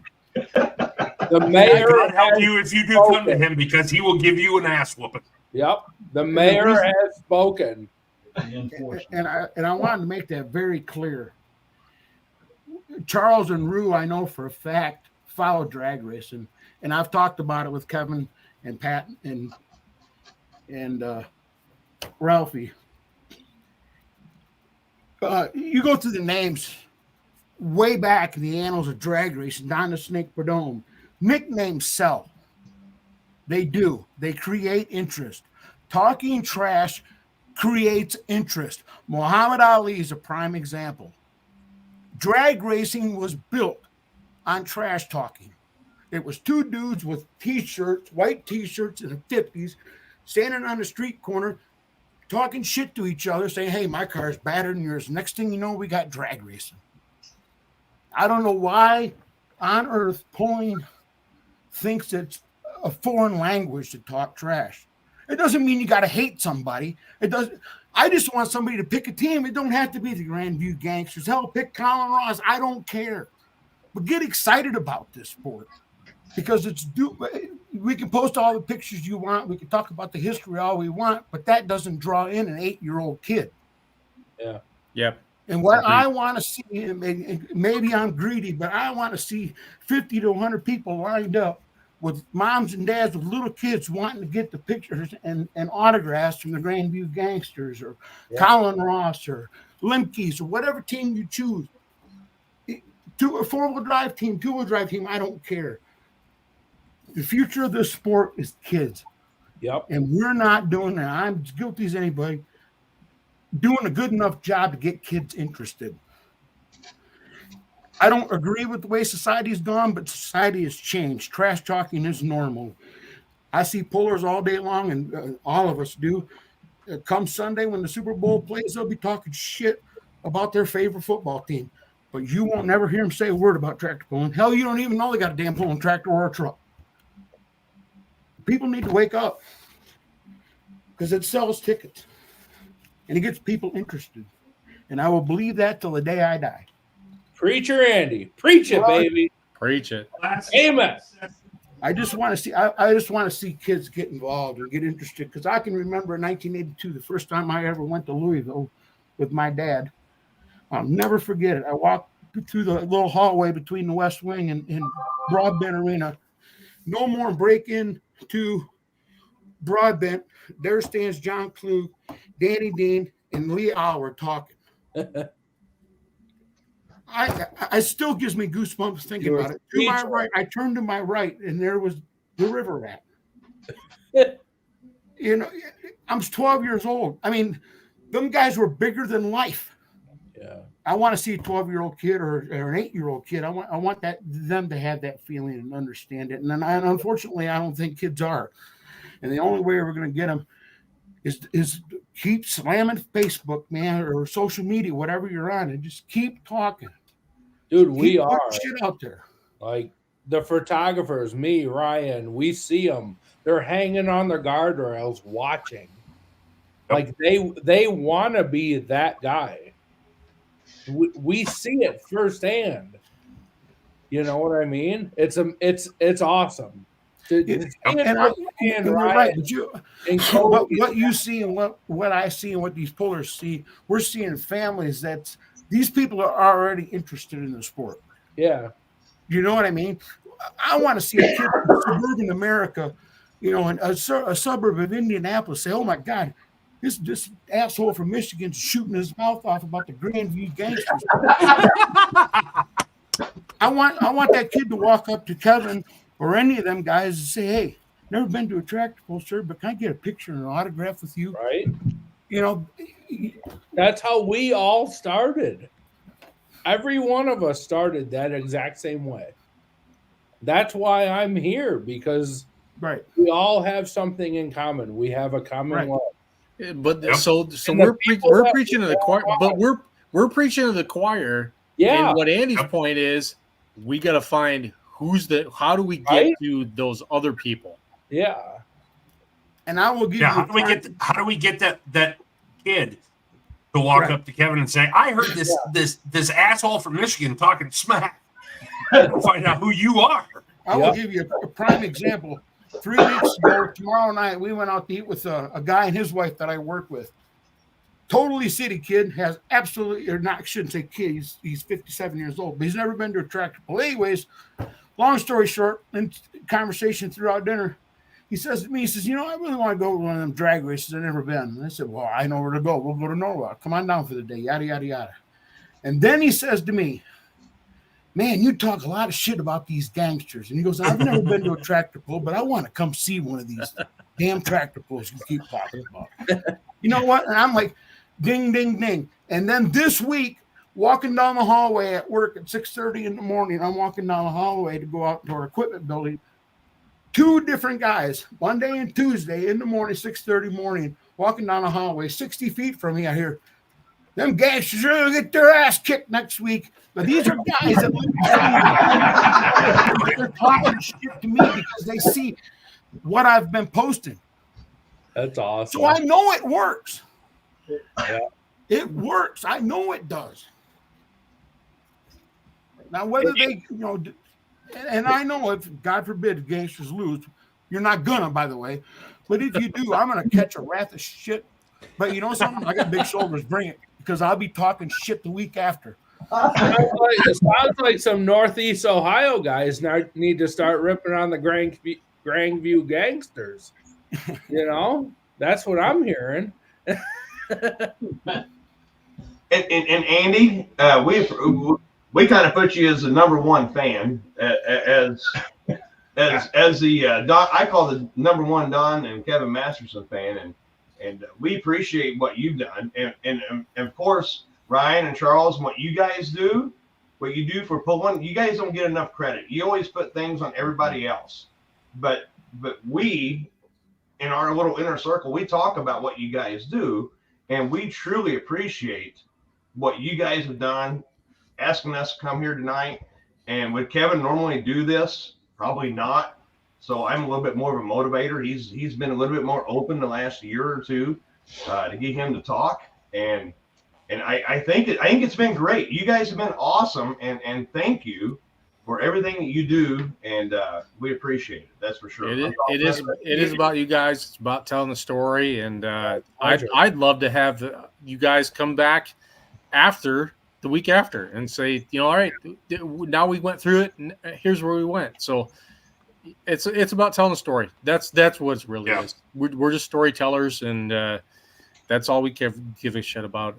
I don't care about anything else. I just want to tell the story. There's so much about tractor pulling is very tribal knowledge, right? It's not written down anywhere. It's not in a book. It's not in a magazine. You can't read it. And especially now, because none of the pulling organizations publish a magazine anymore. The only way we get this story out is to talk to guys like you, and that's what we want to do. We want to tell your story and have it out there. And yeah, you guys are welcome anytime you want to come on here. We'll have you. It's awesome. I'm thankful you guys did it. You say motivator. I say liberator. Just saying. Lib may be the wrong word.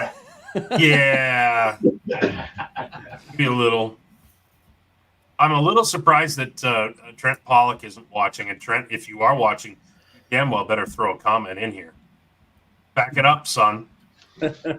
You've been giving Andy a hard time every single week, and every single time he posts something. Back it up now. Trent's I love Trent. I love Trent to death. He's a dear friend.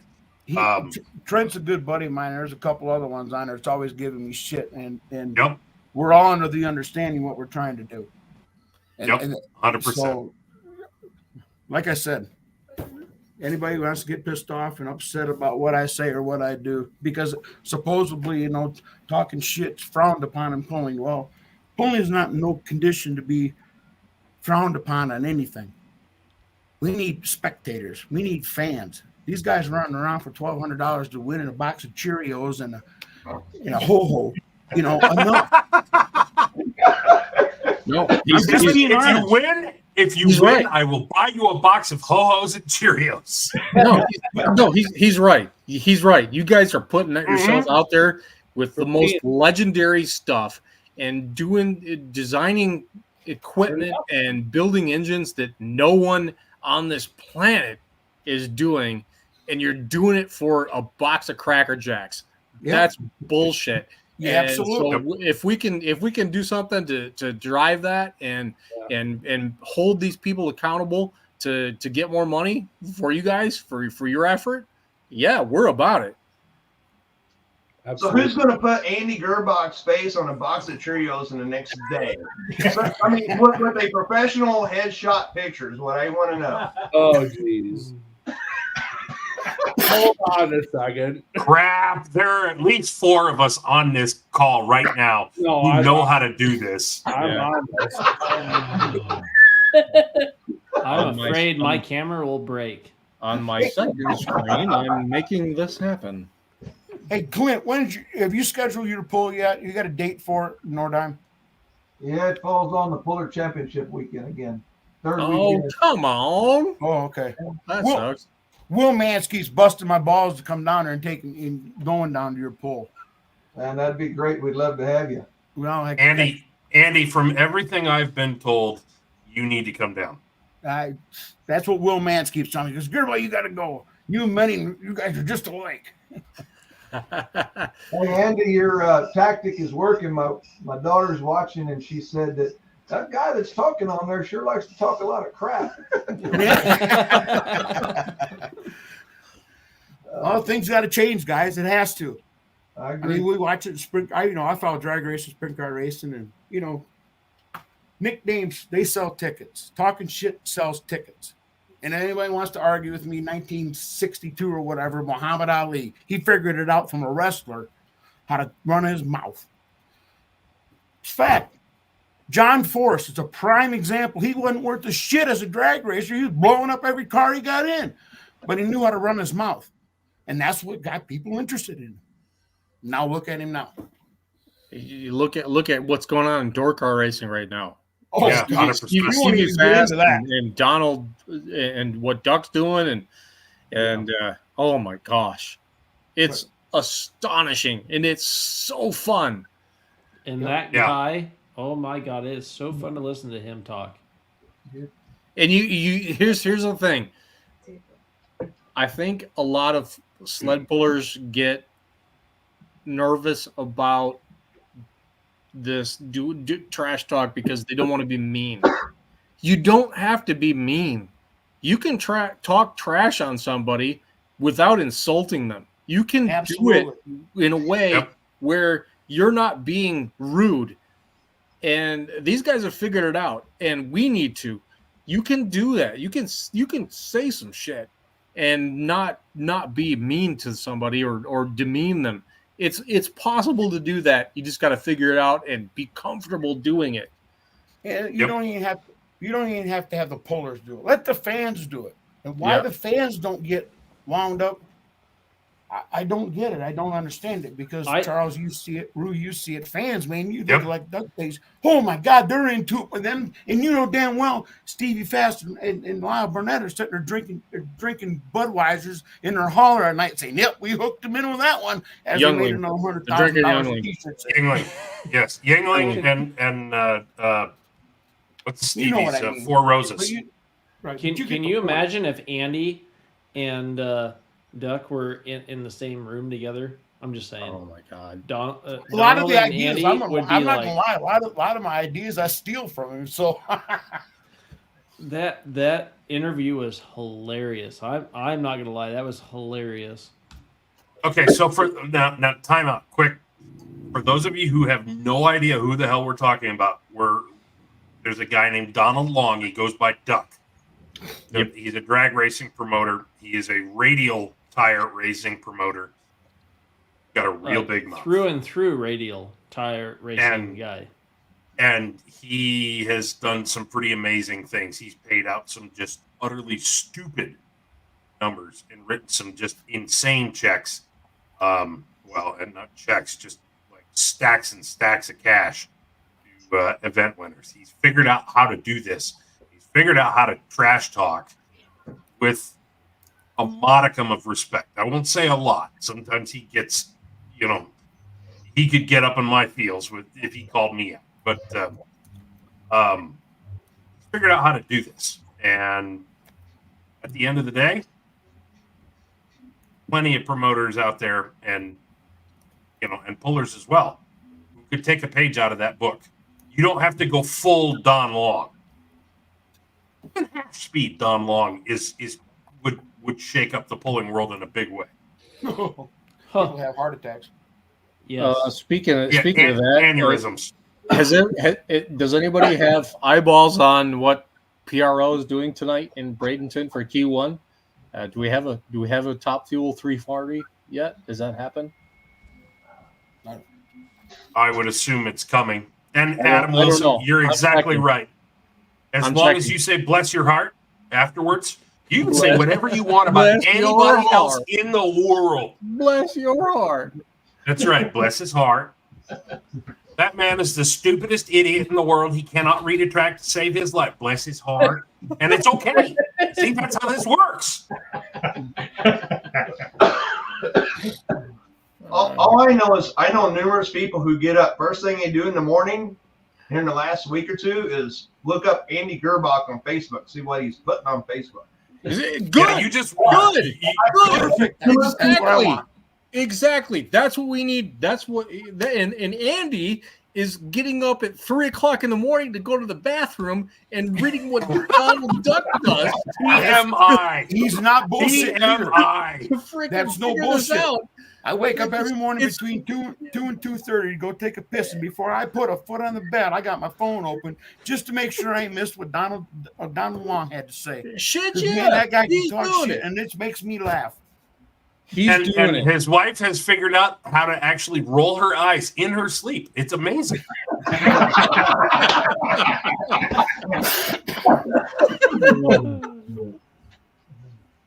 Anyway, we don't need to make this into a complete, what promoters are doing right and wrong kind of thing. But the reason that we did bring Andy on is not only is because he does have background, he has history with the sport, he loves the sport, and I knew that at some point in time we were going to get a rant out of him. I didn't know exactly when it was going to happen, but I knew that we were going to get 2, 3, 4 minutes out of him, and it was going to be damn good content, and it is. I wanted to break in and say, folks, class is in session. Start taking notes. Because there's a reason that Andy talks the trash that he does. And it's because it gets his coworkers interested. Yeah. He works for the city of Ann Arbor, drives a freaking dump truck and a snowplow truck. University of Michigan, baby. That's right. And Ann Arbor. Like OH. Can you? Who in the hell just said OH? Who just said that? Die. Simon says die. Oh, for the love. No, I just wanted to start shit. Was it you? Yeah. You did that? All right, you're going into the penalty box. Andy and I will crush you. Muted for a minute. Andy and I will crush you. You're dead to me. You're fired. You're not part of Sidetrack anymore. But the point of the matter is, Andy's gotten people who have never been involved and even never been to a tractor pull before to ask questions about it. Yeah. So the question that we will pose to all of you What did you do to get somebody who's never been to a tractor pull to ask questions about it? This is not us poking our finger in your chest, but it kind of is. Yeah, it kind of is. It absolutely is, actually. Yeah. Let's be honest. Yes, it actually is. What did you do to make the sport better today? Yeah. And this is not a question for the Grandview Gangsters group. No, it's not. And I wanted to make that clear. You guys do this. You Yeah. guys make this better.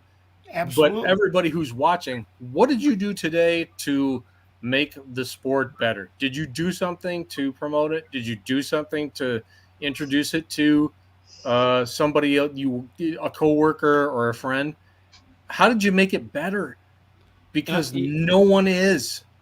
And If likes, it's comments, a and sport shares, you love. like likes, comments, and shares, shares go a long ways on every single thing that we do, because you're getting an audience that we don't reach. And So this is anytime not that you about share this is not something, and this it's is not, great. and to Cody's point, this is not about us making money on No. social media. We don't. They don't make Doing a anything. live stream like this costs me what it costs to have a cell phone bill. That's what it costs to do this. We spend money doing this tonight. I want you to share what we're doing and what we're about, and tell everybody, and just get that curiosity, tickle that curiosity, and get somebody involved, because that's how we grow it, and no one else is doing it that way. That's what we're about. You would be amazed, like at my auctions, people will show up, or I'll be in town doing something or eating dinner, and people that I never even dreamed of doing tractors in the last year, since I've been posting stuff like in 2023 on my page. I have people thank me like, hey, thank you for posting this. Thank you for letting us know. We wait up to 10:30 at night for you to post, see how Kevin and Daryl and the gang does. And there's numerous amount of people. I can't even tell you how many here just in southern Indiana, people that's never even been to a pool. Now they're going to, that they come and they show a lot of interest, and they look. If I don't post nothing that night, I get messages the next morning. Hey, how did they do? How did they do? Which is great, because we're getting more interaction down here from fans that Kevin don't even know who they are about this, and that's the whole reason of doing our other page, the Masterson Barnes pulling page, so people can follow and know. Even if I'm not at a tractor pull, I have Joe Harris or Daryl or Kevin or Patrick. If they're there and I'm not, they send me a picture, and I'm like, hey, we're here at this pull, even though I'm not at home or there. I'm at home. I post from there to let them know what's going on, and there's so many people who appreciate it, and that's a true statement. Yep. Now let's get that land and sea dyno fired up. Let's do something. Come on, let's go. What do we got? But seriously, those are the people that like you said, have never been to a pull before, that are interested and want to all of a sudden interact and go to a pull. And most pulls are open pits. They have an interest all of a sudden. They want to go back there. They want to walk back there and see what they've been seeing online the entire time. So, to me, that's we're getting fans in the seats because they want to do something. Holy shit! I think he's going to turn a motor. He's going to get the motor ready. Is he ready? I see Maybe hand not. claps, and Kevin left the building. Like, we're going to do something here. Let's go. Come on.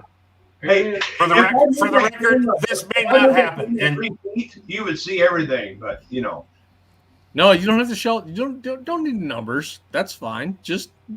Oh, we'll just let him guess, and they'll be guessing in this thread for like the next 13 weeks. Yeah, it'll be fantastic. Shove that handle forward. Let's go. We just need sounds. We just need sounds.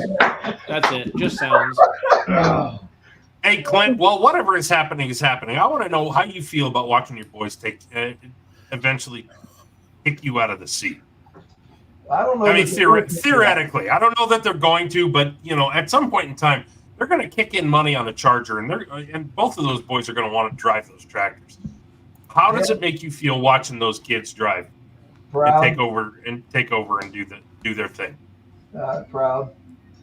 Yeah. Give me more than that, buddy. You gave Leslie more than that 2 years ago. Yeah. Or a year ago. He hit me at a weak moment. He did, because I watched you. I watched you. You know, it was like they were cutting onions in Freedom Hall. Yeah. I remember that. And it was. I got a bad habit of having onions around. And it's a cool But deal. we love that about you. Seriously, no bullshit. We love that about you. We love that you're real like that, and we love seeing how much pride you have in watching the boys, bend the throttle. Yeah. Regardless of the results, good, bad, or ugly. It's super cool. Yeah. Like why did Connor give up his seat so Conley could drive? I figured he'd push a little harder to stay in the seat. He's just a good enough brother that he knows he needs to. I think he's banking favors. Connor's had a lot of seat time, and Conley just turned 16 in May of last year, so it's no more than right he gets to have his year.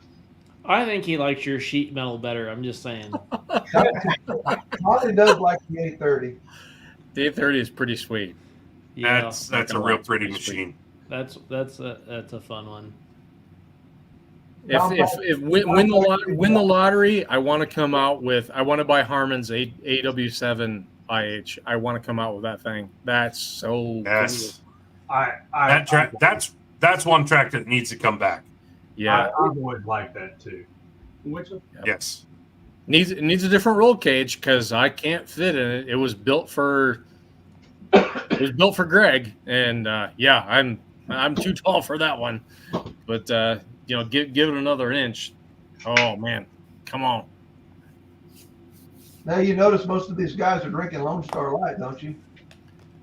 A light? I noticed you kind of set them up with that. Yeah. Yeah, we probably figured it had something to do with you. Only thing that came around here not from Amazon.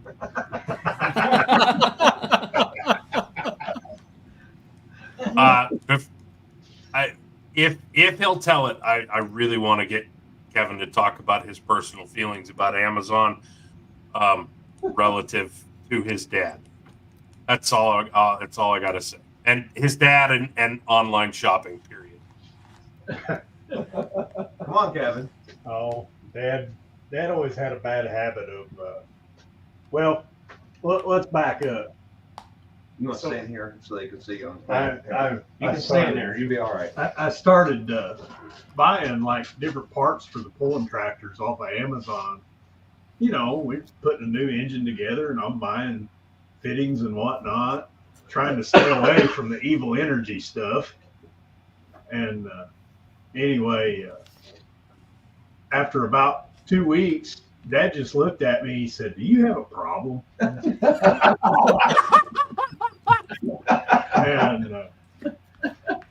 anyway, then Dad got hurt, and he got to buying a lot of stuff off of Amazon after that. He kind of developed that problem, didn't he? Yeah. I think I got my problem honest. Who set it up for him? That's the better question. Hell, he set it up himself. Okay, so I've learned some things about your dad in the past 2 days that I never knew before that tell me that that's no bullshit. Because not only, and I don't even know if you knew this, did you know that your dad had a Twitter account? No, I didn't know that. Did you know that your dad had a LinkedIn account? No. I don't think he ever posted on his LinkedIn account, but he made one post on his Twitter account. And it was about how much he enjoyed farming with his son and I believe his grandson. Yeah. I'll send it to you. Okay. I saw that. That's on LinkedIn? I did not know that. Yeah, I didn't either. But here, there he is. Charles, if you can pull that out of your text, post that screenshot. I'm gonna try. just because of who it was, because of that post, I followed that man posthumously. But no, Kevin, I'm not gonna lie, I was hoping you'd tell the Mustang story. What's that? The Mustang story. The Mustang story. Wasn't your dad about to hit the button on Pretty Red Mustang or Pretty Mustang that he was going to take? Yeah, that wasn't Amazon. Yes. That was not Amazon. That was eBay or something. Oh, okay. Yeah, my sister, but yeah, that was. To be clear, he didn't end up buying it, but he was damn close, right? Yeah, that's what I was informed of. You made Adam Wilson happy. Adam Wilson is a diehard Ford guy. And believe it or not, a diehard Red guy, but he's also one of the biggest fans in Indiana of you. He says, I don't care that they drive the wrong color tractors. I will still root for them. And coming from Adam, because his blood is redder than most. That's Adam from Built Diesel Mafia, for those of you playing along at home. Yeah, he's kind of a big Masters and Farms fan. And, so yeah, when he comes to town next week, he will be rooting for the green ones, even as much as it might hurt his soul and kill his soul a little bit.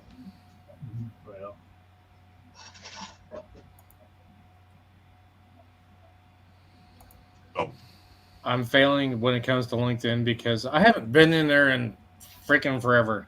But yeah, your job doesn't require LinkedIn; it requires handshakes and relationship. That's how I got to where I'm at, and I'm totally good with that. I don't need stupid ass goddamn fucking easy bullshit. There it is. Yeah. Who's that? Way past 9:17. Do it the right way with a handshake and a look you in the eye, and that's how I've gotten to where I've gotten. And yeah, this social media bullshit pisses me off. God, he's so angry. Welcome to my life. The only thing I hate worse than Facebook is Google. Yeah, Google they can is both the absolute worst. themselves.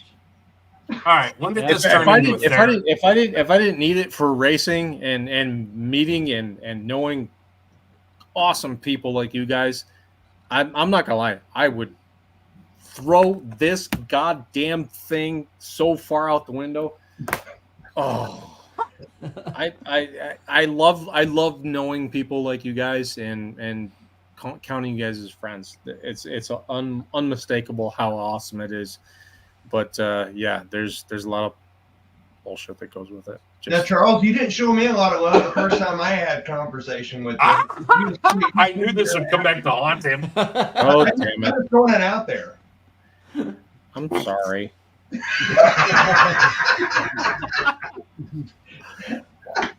We'll fix it. We'll fix it going forward. We'll fix it going forward.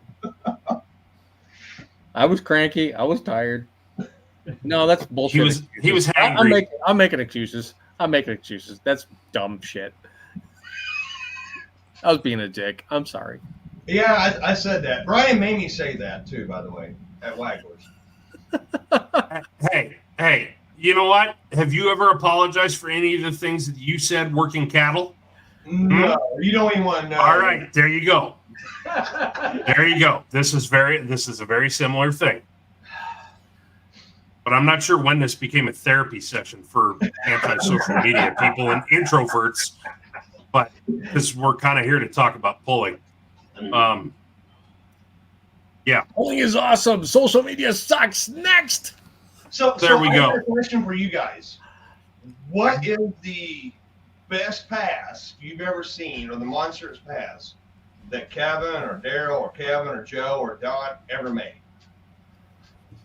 I've got one in my mind that when I was there, the vibe of that place was so unreal, and everybody's eyes were so big that it was unbelievable. But I think we're all thinking the same thing. No, I'll bet we're not. No, we're not, because the magic pass that you're referencing, Adam, I wasn't there for. I didn't see it. Okay. What pass do you think I'm talking about? Well, wait, Ralphie, you said Kevin twice. Did you also mean to include Dad? Yeah, I want to include that one there, but Okay. I know the one Kevin had, and I was there. I was there at the finish line, and the other guys were down at the other end, and just the people's reactions around me was like, "Oh hell, that just happened!" And the looks on their faces and the vibe of everybody, of the pullers down on the track, was of disbelief. Gosh. I mean, if that's a one worth it, I mean, photographer wise, if that's a one we're thinking of, was 19 Farm Show. But that was probably the best one for Don. Yeah. Yes. I mean, for that was incredible. For me, my jaw dropper, I guess, for you guys as a team was the Wagler pull, the non-sanctioned pull this past fall. And Kevin came by the leader cone and was looking out the side of the cage, like looking where he's going, just like, I got this. And the board lit up and blew past everybody. For me, that was the one that sticks in my memory. You crushed them that night, and it was not even close. And I've got photos I took photos from my knees of you blowing past me, and then you're looking at the scoreboards next to us, and it's like, yeah, I fucking nailed this. I got it. And that was 2 years in a row, wasn't it? That was shy 2022. Well, this was not shy. This was not shy. This was Wagler's fall event, but it was 2 years in a row, wasn't it? I won it the first. Kevin won it this past year. I won in 22. Yeah. Yeah. What 17 feet. I got him by that night. Yep. Okay, so the one I'm talking about is a Mack trailer in 23. Yeah. Mack trailer, Yes. the one to him was 13 feet, and that was a Tinker Toy. Then Wagler was 17 feet back. But I'm telling you, on that pull, the vibe on the track, and I was there, and I was around everybody, and I was like wanting to high five people, and people were just like disarray. They didn't know what the hell to do. Yeah, I mean, that don't usually happen at Louisville on that track, on that clay. Oh, it's going to happen next week. I'll guarantee it. Guarantee it. Okay, so in 19, when Don did that down in the photography pit, that's how it was. Yes, it was. I remember that very distinctly. God, did that just happen? Like, yes. And I still get goosebumps to this day thinking about it because it was just that epic. I would agree with most all of what all of you guys have said. However, for me, there's no question that the most bonkers pass that I've ever seen Kevin make was Hillsborough in 23, taking the buckle. Kevin brought the Tinker Toy past me at literally mock Jesus. And he put, well, you know what? He only put 2 feet on his competitors. Kevin, I think he went 367, and I think Rhett went 365 or something. That's correct. And I was not there for your interview because you didn't give one trackside, which I'm glad you didn't. But I was there for Rhett's. And the thing that I remember, and I will always remember this, is Rhett saying, "Right guy won tonight. I'm glad that I didn't beat him." And it was the first time I'd ever heard anybody on a mic say that on a mic. Yeah. I mean, I know your class is competitive, but I also know that for the most part, all of you guys are dear friends. And Charles, if you can pull that photo that I posted of Kevin and Don, Brett Berg, and working on it. Phil Parrish, yeah.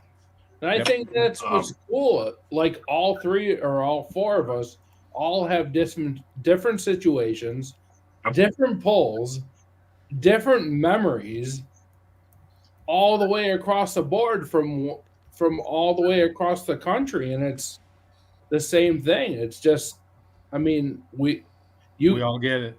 We all get it, but you made an impression on each one of us at a different time for a certain reason, and that's what's cool about it. Like, and you could be touching that, that the little kid that is going to be the next generation to be doing what you're doing right now. Be like, hey, Dad, I want to be that.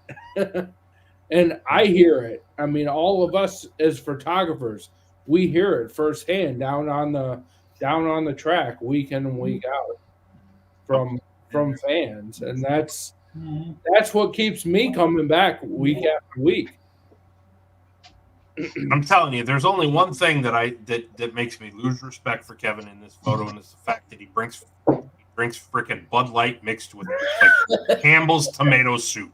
Cannot stomach that. Don't really care. I know you don't. And that's fine. As long as you'll take a shot of whiskey with me once in a while, we're good. Hell yeah. But I'll even bring watching these guys cut up, I'm not gonna lie. This was one of my favorite memories of all of the 23 season, was watching you guys bullshit for 5 minutes at your hauler after you won the buckle. That was so cool to watch. I mean, we had great conversations thereafter, but watching that happen, just awesome. And How do we get the next generation to have this sort of reverence and respect that we do for something like that? We sit the back and go, oh my God, this is happening. Yeah. And we're astonished by it, the whole thing, to see those four guys just cutting up and having a good time. Yeah. How do we get somebody else? How do we get somebody young to understand what we know about it? And I think what's amazing. So, I mean, 40 years later, you're still having fun. You still got a smile on your face. You still love what you do. And that to me means more than anything. I mean, so many people get bored with what they do. Okay, 5 years, I'm out. You've seen so many tractor pullers come and go throughout the years. But you guys are you're the OG. You know what I mean? You guys started and revolutionized the pro stock world to what it is now, and you're still having fun. You still got a smile on your face. That to me makes me and every one of these guys make me want to show up every freaking week to see what you guys are going to do. Yep. 100%. And that to me is what keeps me coming back. Your guys' passion, we get to witness it through photos week in and week out, but we get to witness our photos through your passion. You know what I mean? So, and I can't thank you guys enough for that, because I've watched you come to Hamburg, New York year after year, putting on a show for, an 8-year-old, 10-year-old. You guys were 6, 7, 8 hours from home. You guys enough for putting that fire in my heart to continue and give back to you guys. You know what I mean? And that to me is priceless. That I'm still here to give back to you guys that you gave to me 30 years ago. That's huge. I think I heard a quote earlier today that says the magic you're looking for lies within the work you're avoiding. Yeah. And to me, it's a lot behind of what we are telling, the stories we're telling, the funs, the bads, the goods, everything about pulling in general, for anybody that's interested in it, and or anybody that's not. And for me, it's a lot of the aspects of, we have such a unique culture that we're going about, and we're a part of that becomes a critical aspect of the survival of pulling industry. Yeah. Guys, we have kept you way beyond your commitment. I want to thank you for doing this with us. Thank you so much. And if we can do it again in the future, we'll try to. But yeah, we're gonna stick a fork in this one. Thank you so much for what you guys did tonight. Thank you. Hey, they coming back next week to do a winner's interview? Yeah, we can. Well, we can hell, do. why not? Yeah, 100%. Next week after, let's do a winner's interview. The curb stomp of the champions, who are legends of the National Farm Machinery Show. It's because that's what we do. That's Hey, what we Charles. Charles, before we let them go, you really should check your text messages. Okay. Right damn now. Right damn. Right damn now. And Ralphie and Kevin, you know why. I got nothing. So. Well, that's I'm sorry for that. Freaking Verizon. Die. Oh, awkward pause. Yep. Verizon is selling subscriptions as we speak. Yeah. Based on this. Oh, this is so. We were doing so good, and now this is so awful. Well, you know what? If it didn't come through, it will soon. And you can keep watching Sidetrack to see what was sent to all of us. Because you maybe don't want to. Hysterical. I don't know. It was pretty hysterical. Well, we have a warped sense of humor, so sense of humor may be adjustable. No, this was legitimately hysterical. Yeah, they say good comedy circles back on itself. Yeah, well, mine's not circling backing on anything, so. Well, it's a damn good thing that I'm able to post on the Sidetrack page, isn't it? Yeah, maybe you need to just go ahead and do it.